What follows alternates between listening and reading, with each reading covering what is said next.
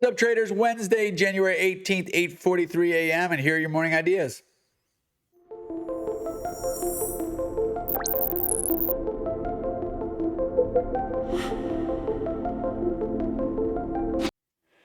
So we are doing our thing here where we're at the top of this value. This is the daily picture we're looking at here. And as I continue, and I do this every single day, and I would recommend that you don't have to use volume profile. You can use whatever, but to always lead with context, right? So you start with context and then you drill down into your execution.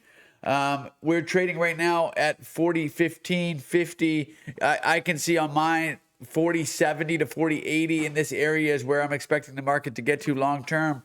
I talked about this yesterday. We have the PPI number just came out, and it kind of purchasing power index just pushed the market up and right back into its place. If I'm looking at the 15-minute, we really didn't do anything over the last 2 days. We talked yesterday about Monday being a holiday. And then yesterday, we ended up closing a little bit below VWAP for those 2 days. But in reality, we haven't done anything really since Friday, the close of trading on Friday, where we closed around 40.15, 40.18. We're trading 40.17.50 right now. So about the same prices. So not a whole lot has changed.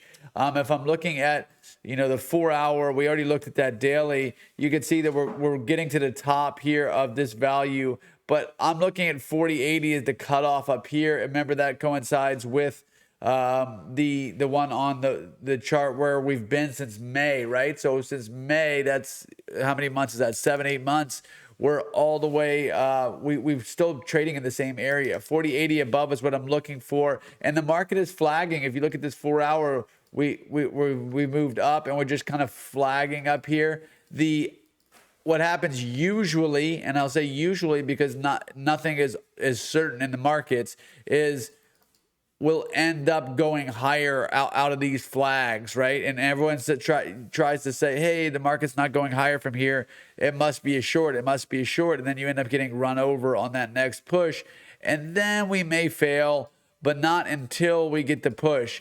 And again, I'm talking about usual. This is the normal dynamics of the market. When we get these flags, we get at least an exhaustive push higher. Maybe a short pullback first to get people on the wrong side before that exhaustive push. Come back. And here's your head and shoulders pattern that everybody loves to talk about, but they don't understand why it happens and what the dynamic is behind it.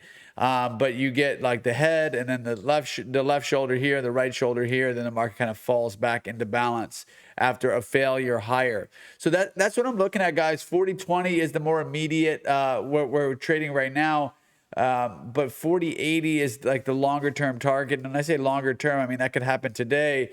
However, we haven't really done anything overnight other than wait for the PPI number. We moved around a little bit. The volume's pretty good, but I don't see a whole lot of downside potential here just because the market's got so much to eat through on the way down. You can see here that we have that 39.60 area below us. Again, that's 50, 60 points away, but still a lot of meat behind us.